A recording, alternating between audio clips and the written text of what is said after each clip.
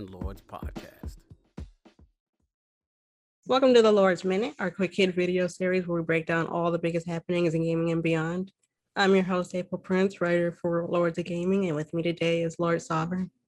Our question for the day is, with Call of Duty Black Ops 2 coming to PlayStation Plus, along with a myriad of other games, what will that say about the future releases, seeing as Ratchet and Clank came to PS Plus and then we got ripped apart right after? This is a good question, April. Sometimes I got to commend you for this, because sometimes there are questions that on the outside, they seem like very simple answers. And then when you delve a little bit deeper, there's always something behind it, right? And so when it comes to this Call of Duty question, so it's Black Ops 4, right? That's coming in July. 4, I misspoke. Yeah. So Black Ops 4 is the multiplayer only one that came out. And as you may recall, the single player for that game had to be, eliminated kind of at the last minute because it wasn't coming together. So they just decided to release a multiplayer only game. And it turned out to be successful, which kind of proved the point that a lot of people make that, Call of Duty doesn't necessarily need single player. At the same time, it's meant a lot of people play it online just for the multiplayer. I like the single player stuff. I don't necessarily stick to the multiplayer stuff when I do play one, which hasn't really been in a long time. But I would love if they would just sell me the single player campaign for $20 or $30. I'd be happy with that. So yeah, I know there've been past Call of Duties that have come there. I think World War II came. I do have another one as well. I think Advanced Warfare has come to PS Plus. So it's not unprecedented. What's interesting about this one being the multiplayer only one is just the fact that it has to still be alive, right, for it to be even viable as a game on PS Plus. Because if there's nobody playing it, then what does it matter? So it goes to show you how people stick to the Call of Duties that they like, regardless of whatever's out at the moment. So that's very interesting to see that community is still super alive, that they would just give you this game in PS Plus. And I think when you talk about PlayStation and sort of the initiatives that they're making recently and trying to get sort of back into the multiplayer space, I think it makes sense. You have however many millions of PS Plus subscribers, however many of those have never played this Call of Duty, and I have a chance to play that. They also have a chance to play their battle royale mode, which I forgot what it's called. But it's separate from Warzone, and I know that it was their first kind of shot at it, and that it wasn't super successful, but I remember people enjoying it at the beginning, and just because it was something different to Fortnite and PUBG at the time. So that's another interesting little tidbit there, that it sort of makes this game in PS Plus kind of interesting, because it shows that they really want to. They really want to sort of grow the idea of the PlayStation platform as an ecosystem. We talk about Xbox and we always talk about ecosystem. With PlayStation, the ecosystem always feels very closed, because you're talking about, third person, beautiful cinematic games that you play once, twice, maybe 3 times, and you don't necessarily come back to. Yeah. With Xbox, that definition is a little broader. So it just little things like this that show you that they're looking to broaden that and have their name sort of resonate in the multiplayer sort of spheres the way it used to. Obviously their sort of deals with Deviation Games and whatever game is going to come out of that. And even on the fighting game side, the Evo stuff, obviously, it's a multiplayer game. And identifying with fighting games and whatnot is another way to sort of expand the idea of what the PlayStation ecosystem is. So very, very interesting question. And obviously the Call of Duty thing also kind of resonates a little bit more, just because the expectation is that the next Call of Duty is going to have some sort of marketing deal with PlayStation. So I'm assuming we'll hear about that game soon. So having a Call of Duty in PS Plus doesn't hurt. Yeah, I think it's Call of Duty, and then it's also WWE 2K Battleground, which I didn't play that one. So yeah, I heard it was whatever, not great. And then of course Plague Tale Innocence, which is also, so it's upgraded now for PS5. In addition to on the Xbox platform, same thing. It's upgraded, to take advantage of Xbox Series X and S. So yeah, play that one. Play that one. Maybe not Battlegrounds, but play that one. Yeah. So what do you think about this? Because there's a couple of interesting takes and angles we can take this from. When I was looking at the list, I was like, is this like a hint for new releases? Because like I said, before we got ripped apart, well, for those of us that have a PlayStation 5 got ripped apart, yeah, they put Ratchet and Clank on the surface and then we got ripped apart. So I'm looking at this as sort of like, is this a hint for what's to come? In terms of, well, I mean, look, I think we're gonna start seeing, and we've been talking about this on the Iron Lords podcast a lot, but this first party stuff, they're gonna start coming to whatever services they have sooner rather than later. I don't think it's gonna be years before we see, start getting these games in the service. Tops a year, maybe a little bit more, 14 months. Yeah. So also you're seeing a lot of bringing up old games to the PlayStation 5 because no shade, like the PlayStation 5 is sort of lacking in releases right now. Yeah, it is. It is. We don't really have a big roadmap of what's to come the rest of the year, whereas Microsoft kind of has sort of laid a lot of that out. We'll see, if those games make launch, but yeah, we don't have a clear idea. Obviously, this Thursday is going to be a state of play. They're going to talk about a few things. Obviously, Deathloop is going to be sort of the sort of main attraction for this state of play. So they have stuff. We just don't quite know what it is. But in terms of what they're doing with PS Plus, it's funny, we were talking this past week about the stuff that's going on with indie developers on the PlayStation platform and things of that nature. We talked about Shuhei Yoshida and sort of what's going on there and why are these things happening on the indie front if he's supposed to be sort of the figurehead behind what's going on there. But another thing that Shuhei has sort of been spearheading is this sort of shift in PS Plus to give players brand new games day and date in that service as sort of a counter to what's happening with Game Pass, and that's been received very positively.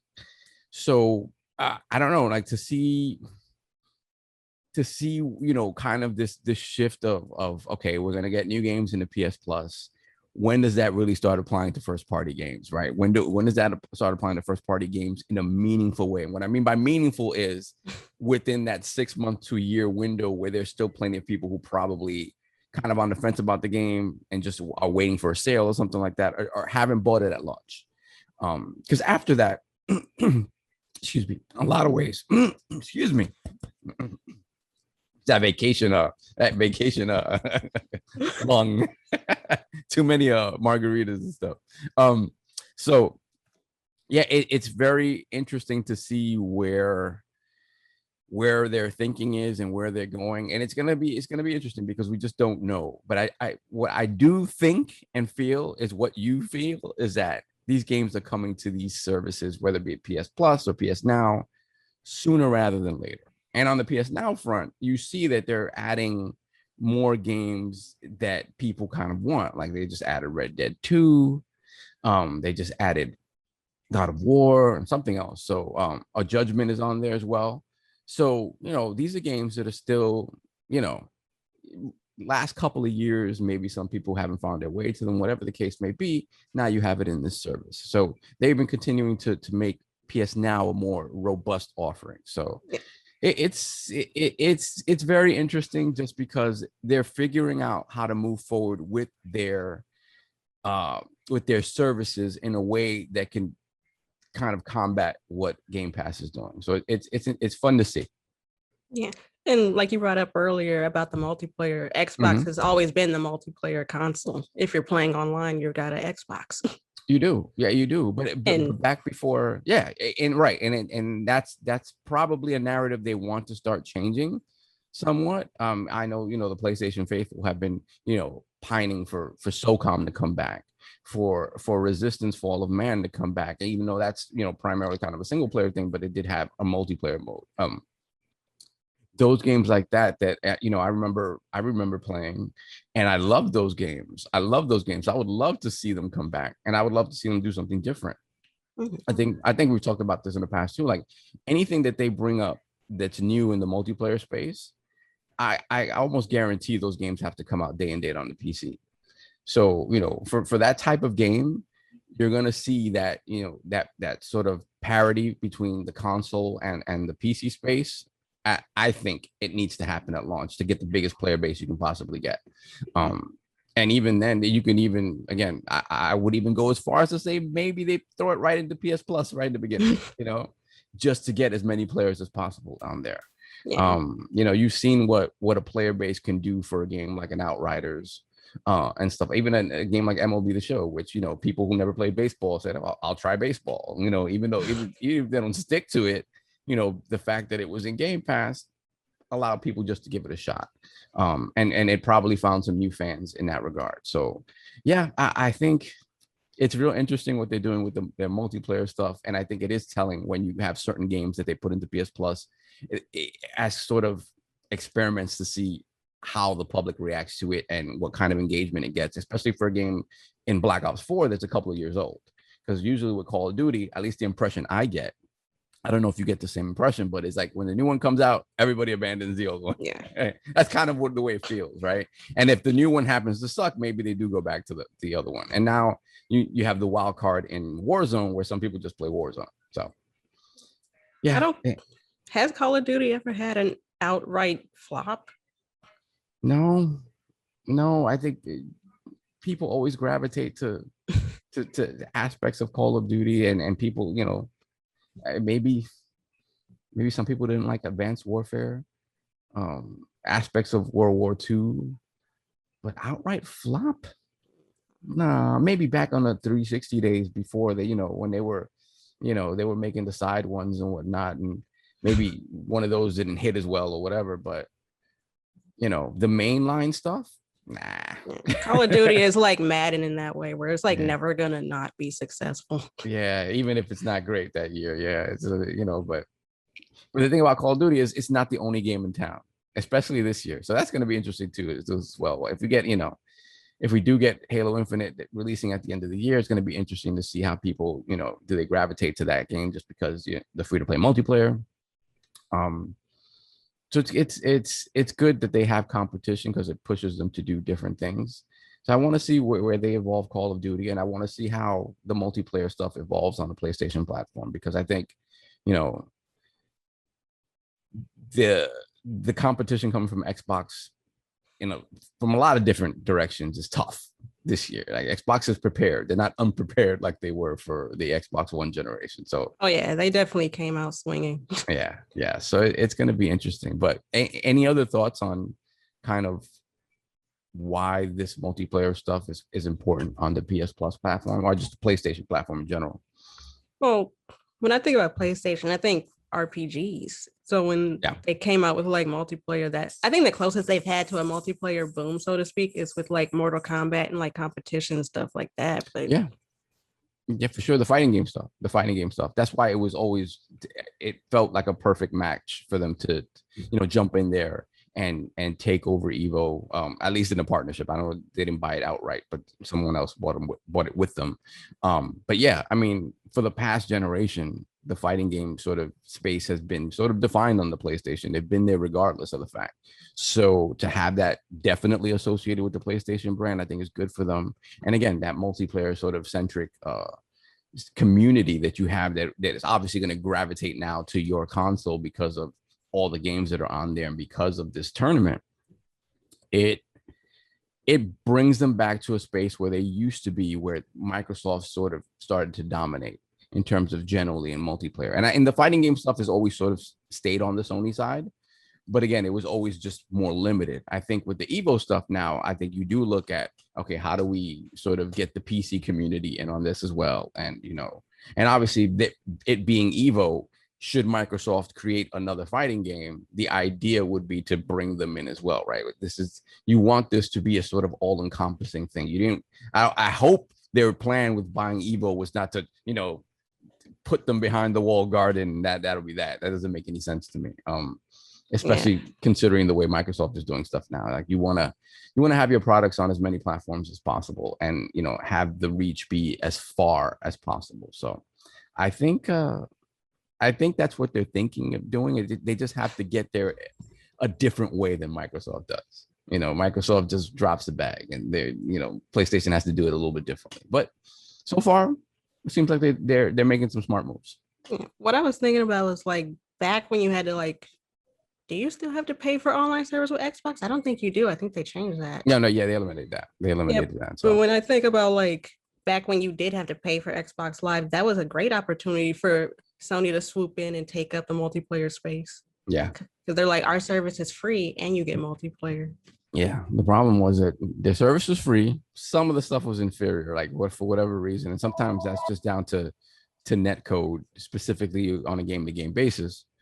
But yeah, when you compared Xbox Live to PlayStation services, it always made sense to pay for Xbox Live because it was more robust, it was more secure, and it was more stable. So yeah, And I do remember the time where everybody was screaming out their gamer tags. Oh yeah, I remember that. I remember the infamous the hack, the PSN hack. Whoa. The Sony leaks. Yeah. Alone. So let's not have any more of that. Don't want to see that anymore. So yeah, like, that was hilarious. Well, it wasn't funny. It was terrifying, but it was. They're like Sony just having to call up all of their consumers, like, hey, we lost your info. Yeah. What sucked about that? Speaking about multiplayer games, I think the latest SOCOM had just come out or was coming out kind of as this was happening. So that game, nobody could play it. Like the game came out and it was, PSN was down for however long it was. And it killed the game. Because when people came back, like when it did come back online, it was slow to sort of get everything back up to speed. People were still pissed off. And that game was one of the casualties of that. And and then we haven't had SOCOM since. We had I'm forgetting my timelines here, but we had that game for Vita from Zipper Interactive that was sort of in the SOCOM vein, and that was it. Like we didn't have anything else after that. So yeah, I would love to see SOCOM come back. At least Xbox can say our servers are secure. Well, until they aren't. There's something happens and it's like, oh man. Then the internet will let them know that they said their servers are secure. Oh, that Sony leak was, I keep saying it's hilarious, but it really wasn't. But like, it wasn't even just like PlayStation leaks. It was like Sony as a whole company leaks. Yeah. Like PR leaks, press leaks, plans they had for their music artists got leaked. Yeah. That was bad. That was something that happened across the board that was just bad, but hopefully doesn't happen ever again. And let's keep our fingers crossed. Like we say this, Lords of Gaming leaks. Like all our back end is out there. Like, oh, great. They're like, no, please, we're not really this weird. So that's all I have on that. Insane. Well, this has been the Lord's Minute. Thank you so much for joining us. We're here every Monday, Wednesday, and Friday at lordsofgaming.net. I'm April Prince here with Lord Sovereign. Until next time, this has been the Lord's Minute.